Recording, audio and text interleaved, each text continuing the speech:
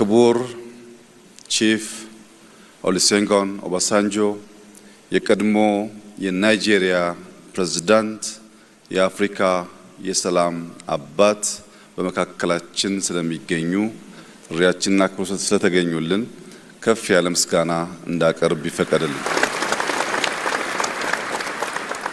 የቀድሞ የኢፌዴሪ ፕሬዝዳንት ክቡር ዶክተር ሙላቱ ተሾመ፣ የሕዝብ ተወካዮች ምክር ቤት አፈ ጉባኤ ክቡር ታገሰ ጫፎ፣ የፌዴሬሽን ምክር ቤት አፈ ጉባኤ ክቡር አገኘው ተሻገር፣ ምክትል ጠቅላይ ሚኒስትር ተመስገን ጥሩነህ፣ ክቡር የጠቅላይ ፍርድ ቤት ፕሬዝዳንት ቴዎድሮስ ምህረት፣ የፓርቲያችን ምክትል ፕሬዝዳንት አደን ፋራህ፣ የኢጋድ ዋና ጸሐፊ ዶክተር ወርቅነህ ገበየሁ፣ የኢትዮጵያ ጠቅላይ ኢታማጆር ሹም ፊልድ ማርሻል ብርሃኑ ጁላ፣ ከሁሉ በላይ የዚህ መሰባሰብ ዋነኛ ባለቤት የሆኑት ኮሚሽነሮች በተለይም ፕሮፌሰር መስፍን አርአያ ዋና ኮሚሽነር ይህንን ታላቅ ኃላፊነት ይህንን ብዙ ድምጾች ያሉበት አድካሚ ስራ በነፃ በርካቶቹ በማምሻ እድሜያቸው ሀገራቸውን በቅንነት በማገልገል ለልጆቻቸው መሰረት ለመጣል የወሰኑ 11ዱም ኮሚሽነሮች በተለይም አባታችን ዘገየ አስፋው በዚህ ሂደት ውስጥ ለነበራቸው ሚና ያለኝን ታላቅ አክብሮት በዚሁ መግለጽ እወዳለሁ። የሃይማኖት አባቶች፣ የሀገር ሽማግሌዎች፣ አባገዳዎች፣ ሀደስንቄዎች ከምስራቅ፣ ከምዕራብ፣ ከደቡብ፣ ከሰሜን የኢትዮጵያን ሕዝብ ወክላችሁ በዚህ ስፍራ የተገኛችሁ የምትወያዩ አካላት፣ በውጭ የሚገኙ ኢትዮጵያውያንን በመወከል የተሰየማችሁ የዲያስፖራ አባላት፣ ከዚህ አዳራሽ ውጪ በመላው ሀገሪቱ የምትከታተሉ የኢትዮጵያ ዜጎች በሙሉ ይህ ጉባኤ በቀላሉ የማይደገም በኢትዮጵያ ዘመናዊ ታሪክ በስፋቱ ባካሄዱ በወሰደው ጊዜና ምናልባትም በሚያስገኘው ውጤት በእጅጉኑ የገዘፈ ዓላማ ያለው የገዘፈ ተግባር የሚፈጽም ለአፍሪካ በብዙ ምሳሌ የሚሆን የውይይት፣ የምክክር፣ የንግግር ሁሉን አቀፍ መድረክ ነውና በዚህ መድረክ ላይ ተገኝቼ የኢትዮጵያን መንግስት አቋምና መልእክት እንዳስተላልፍ እድል ስለሰጣችሁኝ የከበረ ምስጋና ላቀርብ እወዳለሁ። ክቡራትና ክቡራን፣ አንዳንድ አጋጣሚዎች ከታሪክ ብዕርና ብራና ፊት ያቆማችኋል። ከታሪክ ብዕርና ብራና ፊት መቆም ብቻ ሳይሆን ያሻችሁን የፍቃዳችሁን መጽሐፍ እንድትችሉ ብዕርና ብራና ያቀብሏችኋል። ይህ ዛሬ የምንገኝበት መድረክ ልባም ለሆኑ ሰዎች የታሪክን፣ የአጋጣሚን፣ የእድልን ጠቃሚነት ማዝለቅ ለፈለጉ ሰዎች በዚያ ብዕር በዚያ ብራና ላይ ሀገርን የሚታደግ የሚጠቅም የሚገነባ ለዘመናት የሚታወስ ታሪክ ለመጻፍ እድል የሚሰጥ ነው። ይህንን የማይጠቀሙ እድል ደጋግሞ እንደማይገኝም የማይገነዘቡ ታሪክ ብራናና ብዕር ቢያቀብላቸውም ሀገር ከሚጠቅም ይልቅ የሚጎዳ፣ ከሚገነባ ይልቅ የሚያፈርስ፣ ከሚያበለጽግ ይልቅ የሚያደህይ፣ ከሚያሰፋ ይልቅ የሚያጠብ ታሪክ ጽፈው ያልፋሉ። ያ ታሪክ ዛሬ በእኛ እንዳይደገም ከፍተኛ የኃላፊነት ስሜት ተሰምቶን በታላቅ አክብሮት ልንከውነው የሚገባ እኛ እና ከኛ በፊት የነበሩ ሰዎች ያጧቸውን ሊያሳኳቸው ሲገባ ያልቻላቸውን ጉዳዮች ዳግም ልጆቻችን እንዳያጡ በታላቅ ኃላፊነት እንድትሰሩ ደግሜ በትህትና ልጠይቃችሁ እወዳለሁ። ዊሊያም ሼክስፒር ከሰራቸው በርካታ ስራዎች መካከል ባንዱ በሰው ልጆች ሕይወት ውስጥ ማዕበል አለ፣ ያንን ማዕበል ትክክለኛውን ጊዜ አውቆ የሚጠቀምበት ግለሰብ የሚጠቀምበት ቡድን ካለ ከጎርፉ ዳግም ወደማይገኝ እድል ሊያወጣው ይችላል ይላል። መከራ ሁሉ መከራ ብቻ ሳይሆን በውስጡ እድል አለው ማለቱ ነው። ችግር ሁሉ ችግር ብቻ ሳይሆን በውስጡ መፍትሄ ያለው ማለት ነው። ኢትዮጵያ ውስጥ በርከት ያሉ ችግሮች አሳልፈናል። በርከት ያሉ ያልተገቡ መከራዎች አሳልፈናል። ነገር ግን ይህንን መከራ ወደ እድል መቀየር ከቻል፣ ይህንን ፈተና ወደ ዘላቂ መፍትሄ ማሻገር ከቻል ልጆቻችን ከኛ በተሻለ ሰላም፣ ከኛ በተሻለ ብልጽግና፣ ከኛ በተሻለ የኑሮ ዘዬ መኖር ስለሚያስችላቸው ያንን የሚገባቸውን ያማረ የተዋበ የኑሮ ዘዬ መከተል የሚችሉ ትውልዶች መፍጠር እንድንችል ይህንን መልካም አጋጣሚ ይህንን የመከራ ወራትና ዘመን ወደ እድል መቀየር የምንችል የምትችሉ እንድትሆኑ እንድንሆን ምኞቴ ከፍ ያለ ነው። የወታደራዊ ጠበብቱ ሰንዙ እድሎች የሚበዙለት እድሎች የሚበራከቱት በሚጠቀምባቸው ሰው ልክ ነው ይላል። አንዳንድ እድል ይገኝና መጠቀም የሚሳነን ከሆነ ዳግም ያንን እድል ማግኘት አስቸጋሪ ይሆናል። እድል ሲገኝ በቅጡ፣ እድል ሲገኝ በኃላፊነት ስሜት፣ እድል ሲገኝ በመሰጠት የምንጠቀምበት ከሆነ እድል ደጋግሞ ደጋግሞ ወደኛ ይመጣል። ለምሳሌ ባለፉት ጥቂት ዓመታት የተገኘውን እድል የተገኘችውን አጋጣሚ ሁሉ በመጠቀም የኢትዮጵያን የፖለቲካ፣ የኢኮኖሚ፣ ወታደራዊ ሪፎርም ለማካሄድ ኢትዮጵያን ለማበልጸግ ኢትዮጵያን በታሪኳ ልክ ለማቆም ባደረግነው ጥረት ውስጥ እድለኞች ነበርንና እድል መጠቀም እንችላለንና ቢያንስ በቅርቡ በአዲስ አበባ ከተማ በነበራችሁ ቆይታ እንዳያችሁት ያን የቆሸሸ ከተማ አዲስ መልክ እንዲይዝ ማድረግ ችለናል።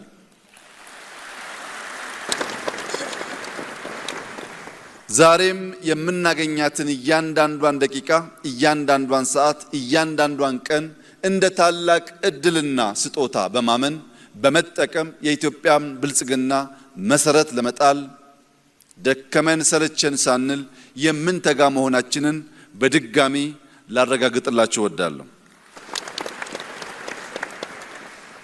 ይህ ምክክር ለምን አስፈለገ? ይህ ምክክር ከተለመደው ጥቂት ሰዎች ተሰብስበው ተመካክረው ከሚወስኑት አቅጣጫ በተለየ መንገድ በመቶ ሺዎች በሁሉም አቅጣጫ ሴቶችና ወንዶች የኢትዮጵያ ልጆች በሀገር ውስጥና ከሀገር ውጭ ያሉ ዜጎች መክረው 4 ዓመት ሙሉ የፈጀ አድካሚ ጉዞ ለምን ማድረግ አስፈለገ? ሁላችሁም እንደምታውቁት ኢትዮጵያ እጅግ ታሪክ ጠገብ ጥንታዊት ሀገር ናት። በንግግሮች፣ በጽሁፎች፣ በሚታዩ በሚጨበጡ ቅርሶች ከዚያም ባሻገር የሰው ልጅ መገኛ በመሆኗ ሳይንሳዊ በሆነ መንገድ ባሉ ማረጋገጫዎች ሁሉ ጥንታዊነቷ አሌ የማይባል የማያከራክር እውነት ነው። ነገር ግን በዚህ ታሪካችን ውስጥ አንድ ስብራት አለ፣ አንድ ስንክሳር አለ፣ አንድ ውድቀት አለ። ያም በኃይለ ቃል ጀምሮ በኃይል እርምጃ መደምደም ነው። ፖለቲካችን በኃይለ ቃል ይጀምራል፣ በኃይል እርምጃ ይደመደማል። ይህንን ስብራት ለአንዴና ለመጨረሻ ጊዜ ማቆም ያስፈልጋል። የኢትዮጵያን ታሪክ ወደ ኋላ መለስ ብለን ከኢፋት እስከ ግቤ፣ ከወላይታ እስከ ከፋ፣ ከወሎ እስከ ሸዋ፣ ከላስታ እስከ ትግራይ፣ ከአፋር እስከ ሶማሌ የኢትዮጵያን ሱልጣኔቶች የኢትዮጵያን ስርወ መንግስት ብንፈትሽ በሁሉም ጊዜ የምናየው ስብራት በኃይለ ቃል ጀምሮ በኃይል መደምደም ነው። የኃይል እርምጃን የታሪካችን አካል ማድረግ ነው። ያንን ስብራት መቀየር ያስፈልጋል። በእርግጥ በውስጣችን ያሉ ችግሮች እኛው ጀምረን እኛው የምንጨርሳቸው ብቻ አይደሉም። የጠንባሮ አባቶች አንድ አባባል አላቸው። ከብት ሲገዛ የሌሉ አሞሮች ከብት ሲታረድ በአካባቢው ያንዣብባሉ ይላሉ። ከብት ስንገዛ ብር ያላዋጡ፣ ከብት ስንገዛ የትኛውን መግዛት እንዳለብን ለምርጫ ያላማከሩ አሞሮች፣ ጭልፊቶች ከብቱ ሲታረድ ግን ያንዣብባሉ።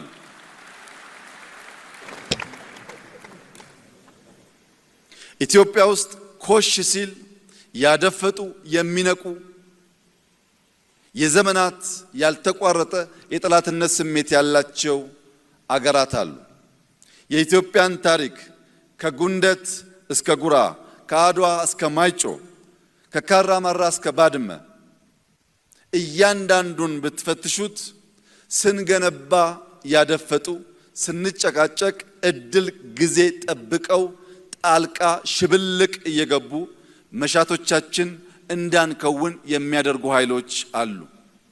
በዚህ የሽብልቅ ጉዞ በእኛ ስንፍና በነሱ ጊዜን በመጠቀም የሽብልቅ ጉዞ የጥንቱን ታሪክ ብንተው በቅርቡ ቀይ ባህርን ያጣንበት አጋጣሚ የዚህ እኩይ ታሪካዊ ክስተት አንዱ መገለጫ ነው።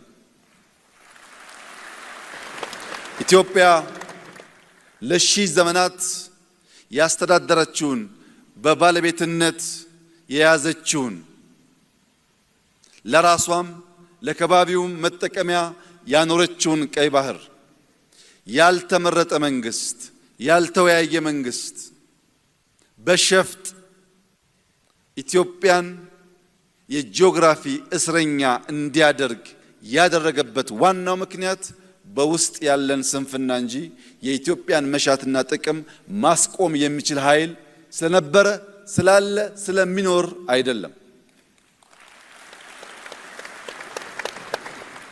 ሁልጊዜም ጥቅማችን አሳልፈን የምንሰጠው ስንገነባ ያልነበሩ፣ ስንሿኮት ስንጣላ የሚያንዣብቡ አሞሮች ስላሉ ነው። አሞራ ሲታረድ ይመጣል፣ ሲገነባ የለም። ህዳሴን ስንገነባ እኛ ጋር ያልነበሩ፣ ከተሞቻችን ሲያሸበርቁ እኛ ጋር ያልነበሩ፣ ልማት ስንጀምር እኛ ጋር ያልነበሩ፣ እርስ በርስ ስንጨቃጨቅ ግን ከየት መጡ ሳይባሉ ጥይት ሲያቀብሉ፣ ብር ሲያቀብሉ፣ በሚዲያ ፕሮፓጋንዳ ሲያደርጉ ይታያል። እጅግ የተከበረው የኢትዮጵያ ሕዝብ አንድ ነገር ልብ እንዲል እፈልጋለሁ።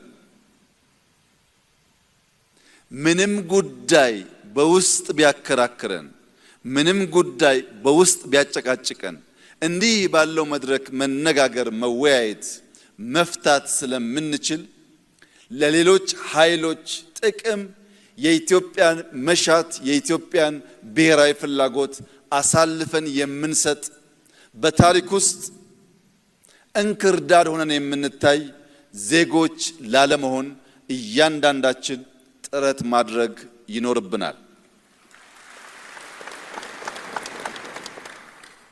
በኢትዮጵያ ሰማይ ላይ ለሚያንዣብቡ አሞሮች ያለኝ መልእክት ከብቱን መርጠን የምንገዛ እኛ ነን። የቅርጫውን ባለቤት የምንወስን እኛ ነን። የተረፈንን የማንፈልገውን ካልሆነ በቀር የትኛውም አሞራ በጉልበት ከየትኛውም ቅርጫ መደብ ላይ አንዲት ኪሎ ስጋ መውሰድ እንደማይችል ላረጋግጥላቸው እፈልጋለሁ። ስንፈልግ ስንወድ ለማጋራት ዝግጁ ነን። ከፍቃዳችን ውጭ ግን ለሺህ ዓመታት የኖረች የጸናች ኢትዮጵያ በቀላሉ በማይበጠስ ክር በማይበጠስ ገመድ የተሰናሰለች ኢትዮጵያ አሁን ባለው ፕሮፓጋንዳ ትዘናጋለች፣ ጥቅሟን አሳልፋ ትሰጣለች ብሎ መገመት ከንቱ ምኞት ስለሆነ ከወዲሁ የኛን ታሪክ በትክክለኛው መንገድ አገላብጣችሁና አውቃችሁ ቀልባችሁን በመመለስ ለጋራ ጥቅም በጋራ እንድንሰራ ጥሪዬን ላቀርብላችሁ እፈልጋለሁ። በዚህ ሁሉ መከራ ውስጥ ታዲያ ኢትዮጵያ እንዴት ጸናች? የጽናታችን ምስጢር ምንድን ነው ያላችሁ እንደሆነ ሽምግልና፣ ንግግር፣ ይቅርታ፣ ካሳ የሚባሉ ሳይንስ በቀላሉ መርምሮ ፈትሾ ሊመልሳቸው የማይችሉ ድልብ ሀብት በእኛ ሕዝብ ልምምድ ውስጥ ነበረ። ይጋጫል፣ ግን ይነጋገርና በይቅርታ በካሳ ይፈታል። ይህ ንግግርና የይቅርታ ባህላችን ኢትዮጵያን አጽንቷል። ይህ ውይይት፣ ይህ ምክክር፣ ይህ ንግግር በዚያ ባህላችን ላይ የሚንተራስ ከሆነ ለኛ ብቻ ሳይሆን ለሚቀጥሉት በርካታ አስርት ዓመታት የሚዘልቅ የሚያቆይ መሰረት መጣል ይችላል። ከባህላችን ከማንነታችን ከታሪካችን ሳንነቀል ፈቅደን ወደን በደስታ በፍቅር ስሜት በኃላፊነት ስሜት ይህንን ውይይት የምናካሂድ ከሆነ ካለምንም ጥርጥር ልጆቻችን የበለጸገች የጸናች ኢትዮጵያን መረከብ የሚችሉ ይሆናል። ይህ ባህላችን በቀጥታ ከዋርካ ዛፍ ጋር የተሳሰረ ነው። ኢትዮጵያና ዋርካ ከፍተኛ ቁርኝት አላቸው። በዋርካ ስር ሽምግልና እንቀመጣለን። በዋርካ ስር ለትዳር ሽምግልናን እንጠይቃለን። በዋርካ ስር የሃይማኖት ትምህርቶች እንማራለን። በዋርካ ስር አባቶች ዘር ያስቆጥሩናል። በዋርካ ስር እንማማራለን። በዋርካ ስር እናርፋለን። ባለፉት ጥቂት ዓመታት ዋርካን የመቁረጥ ባህል ሲሰፋ ምክክሩ እየቀነሰ ንግግሩ እየቀነሰ አንተ ትብስ አንቺ ትብሽ የሚለው ባህላችን ከኔ ወዲያማ እኔ ብቻ እኔ ካላልኩ እኔ የምፈልገው ካልሆነ የሚል አደገኛ ልምምድ ተቀየረ። ለዚህ ነው እንትከል፣ ተስፋን እንትከል፣ ዋርካን እንትከል፣ ምክክርን እንትከል፣ ውይይትን እንትከል፣ ይቅርታን እንትከል፣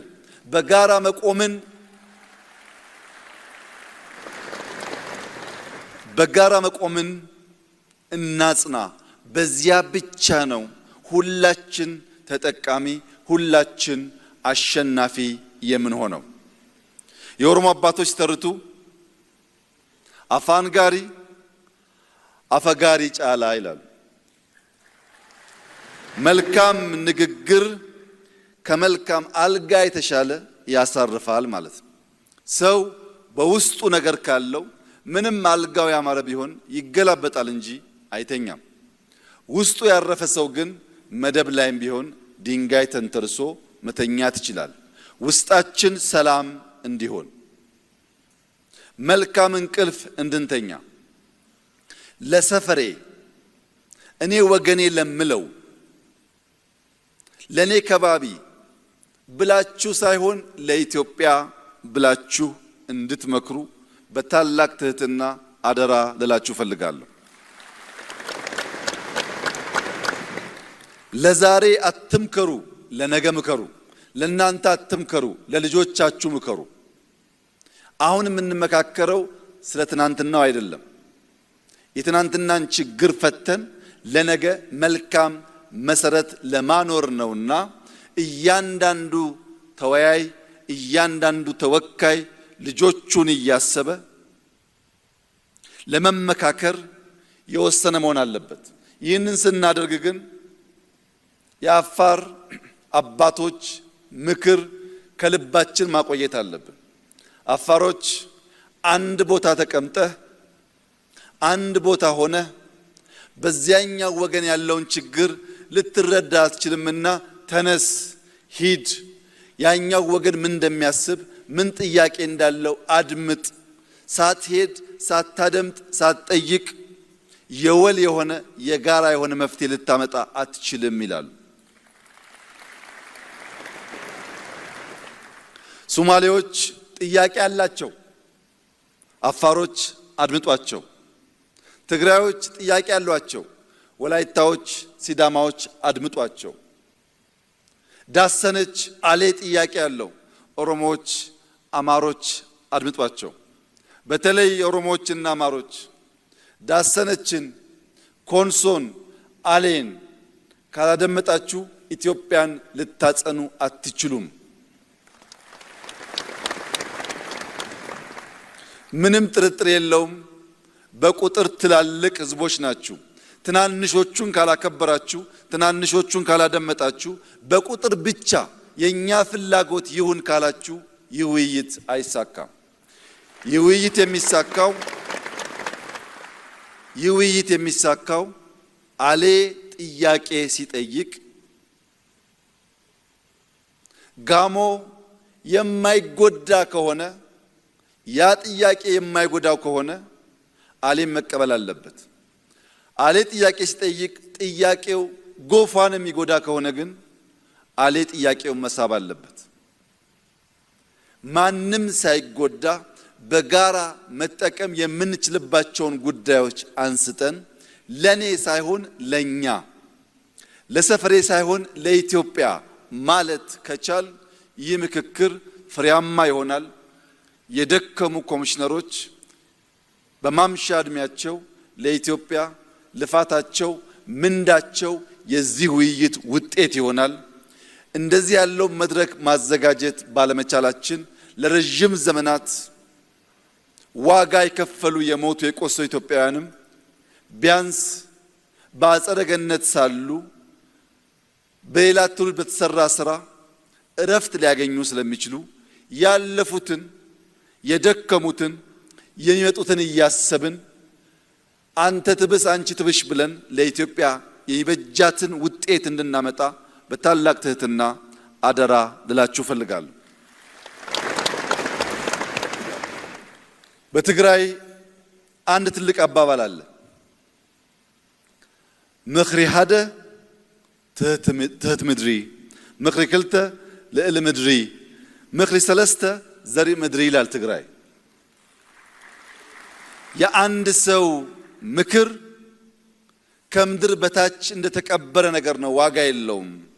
የሁለት ሰው ምክር ግን ከምድር በላይ ነው፣ ይታያል።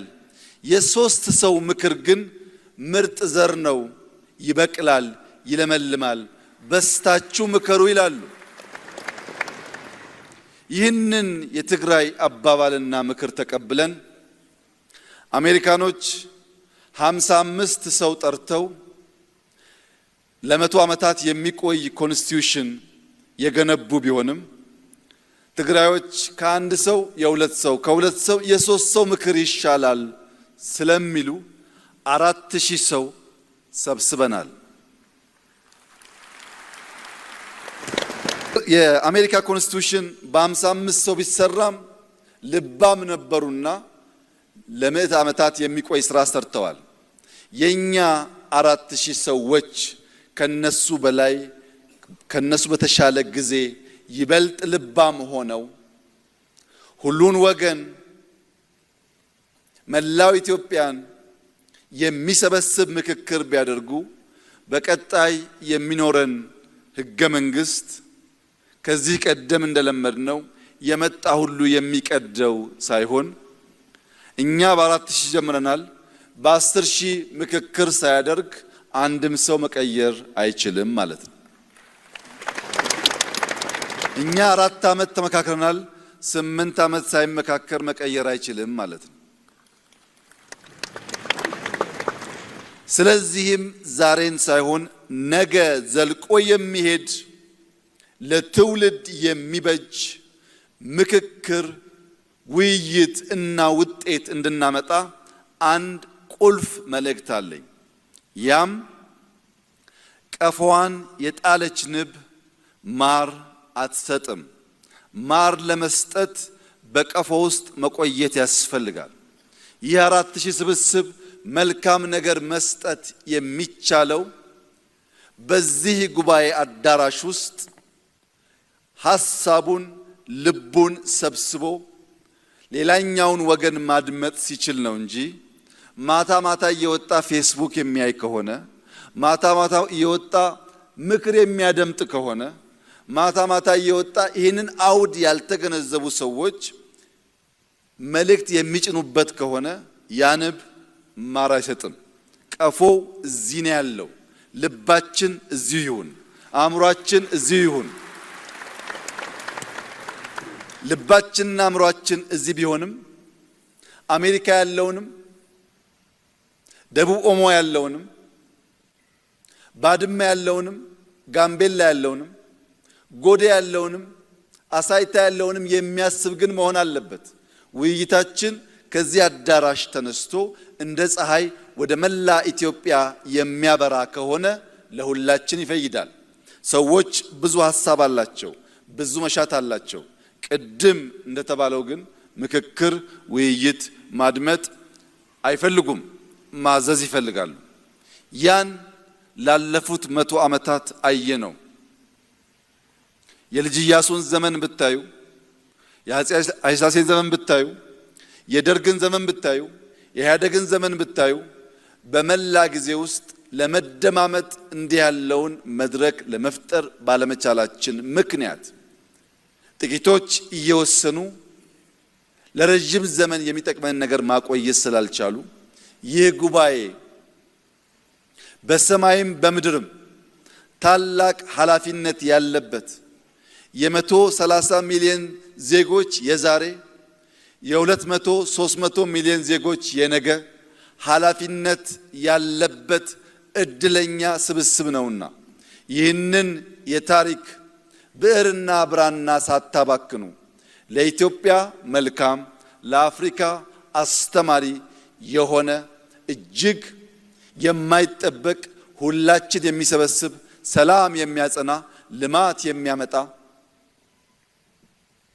ለእያንዳንዳችሁ እርካታን የሚያጎናጽፍ ለመላው ኢትዮጵያውያን እረፍት የሚሰጥ ውጤት እንድታመጡ በታላቅ ትህትና አደራ ልላችሁ ፈልጋለሁ። ኢትዮጵያ ትበለጽጋለች። ኢትዮጵያ ዛሬም እንደ ትናንቱ ለአፍሪካ ምሳሌ ትሆናለች። ኢትዮጵያ ማዕበል መከራ አይኑር አትልም። ማዕበል መከራን ወደ እድል ትቀይራለች። ኢትዮጵያ በዚህ ጉባኤ መሰረት ሰላማዊ የስልጣን ሽግግር ባህልን ታጸናለች። የጀመርናቸውን መልካም ዘሮች እንዘራለን፣ እንንከባከባለን፣ ዛፍ እናደርጋቸዋለን። ነገር ግን ከሚያፈሩት ፍሬ እኛ ሳንሆን ትውልድ እንዲጠቀም እናደርጋለን። ያሰብነው የጀመርነው እንዲከናወን የልባችንን አይቶ ከሚገባን በላይ የረዳን ፈጣሪያችን የተመሰገነ ይሁን። ኢትዮጵያ በልጆቿ ጥረት ታፍራና ተከብራ ለዘላለም ትኑር። ኢትዮጵያ በታማኝ የምክክር ተወካዮች ለትውልድ የሚበጅ የሚዘልቅ ሐሳብ እንድታመነጭ እያንዳንዱ የበኩል እንዲያደርግ ፈጣሪ እንዲያግዛችሁ ጸሎቴ ነው። ዛሬ የሃይማኖት አባትነት ሽታ ያላቸው ሀገራቸውን የሚወዱ የፖለቲካ የተደበቀ ዓላማ የሌላቸው በብሔር የተደበቀ ዓላማ የሌላቸው ምርጥ አባቶች ጸሎት አድርሰውልናል። እነዚህ አባቶች ዛሬ እዚህ ብቻ ሳይሆን ሲመለሱ በየአብያተ ክርስቲያኑ፣ በየቸርቹ፣ በየመስጂዱ በተለያየ የእምነት ቦታ ከውጭ ያሉ ሰዎች እዚህ ይላሉ ሰዎች ልቦና፣ ማስተዋል፣ ፍቅር እንዲሰጣቸው በጸሎት በዱዓ እንድታስባቸው አደራላችሁ ፈልጋለሁ። በመጨረሻም ላለፉት 4 ዓመታት በብዙ ችግር ፈተና ውስጥ ይህ ጉዳይ ለዚህ እንዲበቃ ያደረጋችሁ የምክክር ኮሚሽን አባላት በሙሉ ለኢትዮጵያ ታላቅ ውለታ ውላችኋል። በጀግንነት በተሰጣችሁ ኃላፊነት ተፋልማችኋል። እንደወረደባችሁ ዱላ ቢሆን ባትገኙ ነበር፣ ተቋቁማችኋል። ለዚህ ሁሉ በጀግንነት የተሞላ ተግባራችሁ የኢፌዴሪ መንግስት የዛሬው የኢትዮጵያ ትውልድና የነገው ትውልድ ያመሰግናችኋል። ጊዜያችሁ ያማረ የሰመረ ለትውልድ የሚተርፍ ያድርግላችሁ። እጅግ አድርጌ አመሰግናለሁ።